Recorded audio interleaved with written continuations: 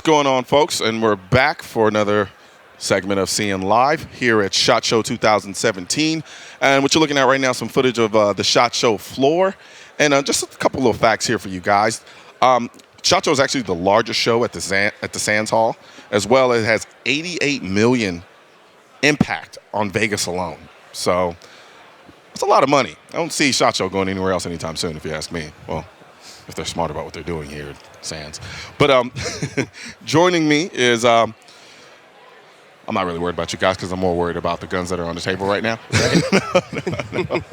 But no, early when I opened up the show yesterday, I kind of ranted and raved a little bit about the Maxim 9 because I got the chance to shoot it at Industry Day. And so sitting on the table right now is the Maxim 9.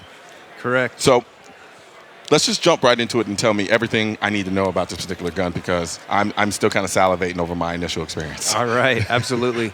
So the Maxim 9, this is actually the, it comes in two. Actually, this is our longer configuration here. It's Okay. 10.75 inches from tip to tip here.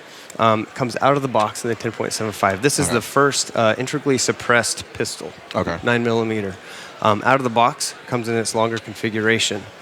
And the user actually has the ability to remove some guide rails from the front right here. And Okay. they can take out two of the baffles right there, two of the baffle stacks, and then put it back into its smaller configuration right here. Now, the longer configuration is actually hearing safe on all 9mm ammunition. Okay. Shorter version is hearing safe with subsonic ammunition. Everything about this particular gun, Silencer Co. has created and manufactures. A couple key components. There's an option for a rail, an aftermarket rail sight right here, a red dot rail sight. And also there is the ability to attach, there's a key mod system on the bottom that you can attach a light if you would like. And so basically you would attach a panel and then run the light. Yes. Okay, gotcha. Exactly, and it's holsterable as well, which you can see right here. Oh, wow. So you got to shoot it. Do you want to hold it? Yeah, of course I want to hold it. What kind of question is that, right? Right. So talk to me. What made you guys want to design this gun? Well, Silencer Co. has always been about innovation. Mm-hmm. From about 9 years ago when we entered the industry, we wanted to do things differently because we could. We knew that we could. And so ever since our first beginnings, we have been out to innovate, to shake things up, to give people, I don't know, a different option, a way to think differently. I mean, I'm kind of suffering. When I first came across the Maxim, I was more or less suffering from what I like to call the elusive obvious. It's like, yeah, of course you do an integrally pressed 9mm handgun, right? But, I mean, can you name another one that exists right now? Right?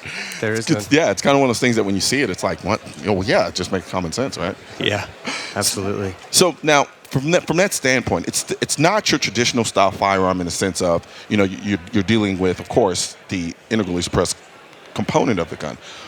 Who's the buyer? We actually designed this around the everyday buyer. It retails. It's actually in production right now. Okay. And it'll be on the shelves this coming April, and it retails for $14.99. Okay. And so that is really geared towards a high-end pistol, a high-end suppressor. It actually comes under that price point.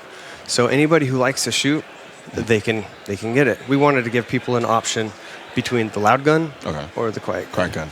Okay. Now, with that being said, which kind of brings Knox in terms of the laws regarding someone owning a gun like this. So is this going to be a two-form, one-form? What is this? So when you purchase this gun, it's just like you go through the same steps when you purchase a suppressor. Okay. Whereas you go and you fill out your forms, you have to pay the $200 tax stamp, and then you have to wait a long time. Now we have to wait. Currently, yeah. 6 to 9 months.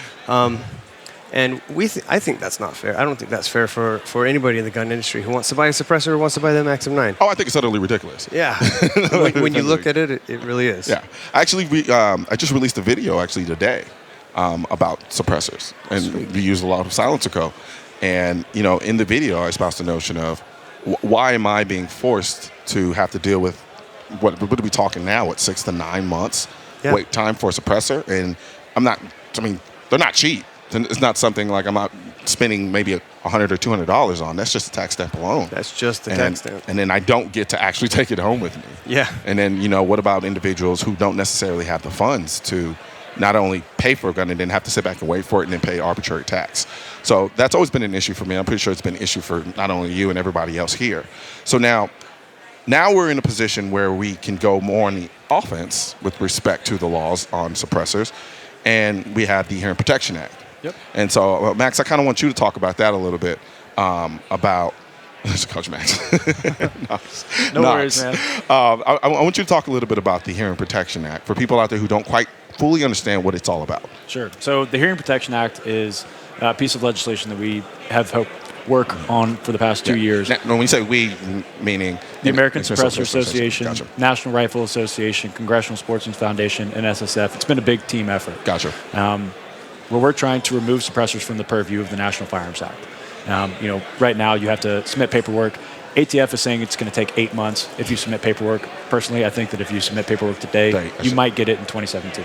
You might not, which is utterly ridiculous. Yeah, At the end of the day, suppressors are just hearing protection. They're the only technology out there that can actually reduce the noise of a gunshot at its source.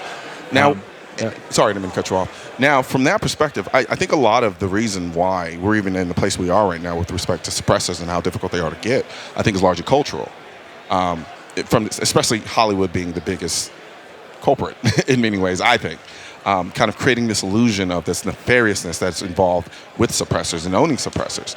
I know when I'm at home and I think about how my home defense setup is squared away, I think about, okay, there is that very real thought process of I may have to deal with some hearing issues depending on what type of situation I end up dealing with in my home. As somebody who's living in a home as a law-abiding citizen, I don't think I should have to be concerned with something like that, especially when the thing preventing me from owning the thing that could prevent that is arbitrary. Yeah. It's just an arbitrary tax and an arbitrary waiting period that in many ways is kind of prohibitive for a lot of people. Right. And so where do you see the industry going from a suppressor standpoint? And this question goes to both of you all. If we were to get the Hearing Protection Act passed? I would see the industry leaning a lot more towards the suppressor. Yeah. Like I said before, we think people should have the option to have the gun loud or quiet. I mean, there's nothing worse than having a gunshot go off and then your ears ring for a week. Or it's just not fun. Yeah, and I tell people all the time, I have tinnitus. And it's not fun. No. It's not fun. I definitely don't want it to get worse either. And it's unfair for this generation of shooters to impose that on the next generation, right? It's something that we all grew up shooting. Most of us have some form of noise-induced hearing loss or tinnitus. Yeah. But the next generation doesn't have to have that, and we have a very real opportunity to make it a much safer experience to introduce new shooters into the game, and get folks who just want to protect themselves at their home, hunters who want to go out in the field. Almost none of whom wear hearing protection because they want to hear their surroundings. Yeah. Yeah. And it's funny how a lot of people on the other side of this argument almost mock the idea of this being a health issue. Oh, yeah. It's interesting to me, but you factor in the hearing aspects of a lot of other aspects of different political issues, and they're all for it. Yeah. But, so it's just interesting to me to see how they're kind of almost just dismissing it as if it's some type of ploy. Oh, and I think that's going to be their biggest mistake. Yeah. They're writing it off, and I mean it's about like saying the world's flat. There's people out there that still believe that, and they might actually believe that guns can't cause hearing loss, but they couldn't be more wrong, and we've got science to back that up. Yeah, and I think also a big part of it too, I guess from the nefarious component, is the idea that the suppressor doesn't actually make the gun quiet. Yeah. It just makes it quieter. Yes, quieter. It's still pretty loud. It still has substantial sound to it. Absolutely, and I said it before. I'm like, a suppressed gun has a very distinctive sound. Oh yeah. It's not something that you hear and you just kind of just toss it to the wind. It's like I know that sound. Yeah. I know exactly what's going on. So now my next question is, any plans for different calibers? Absolutely. Yeah. We like to innovate. We like to take things to the next level. So right now it's just the Maxim 9. What it will be next year, we just might have to wait and see. Yeah. Now, because right now, just aesthetically, the way these look, they're not heavy. They look heavy. They look front end heavy, but they're not. I can tell you, I've shot the gun. They're not heavy at all. However, I'm really curious to see how, as this gun progresses, as we get into different generations, to see what they start looking like. I like it now, so I can only imagine what will happen maybe 3, 4, 5 years from now, when you guys really start to perfect technology even more so. Oh, yeah. And I'm kind of excited, actually. I'm excited too. I'm excited too. It's pretty good. It's pretty good. Absolutely. Well, I really appreciate you guys for joining me today. Sure.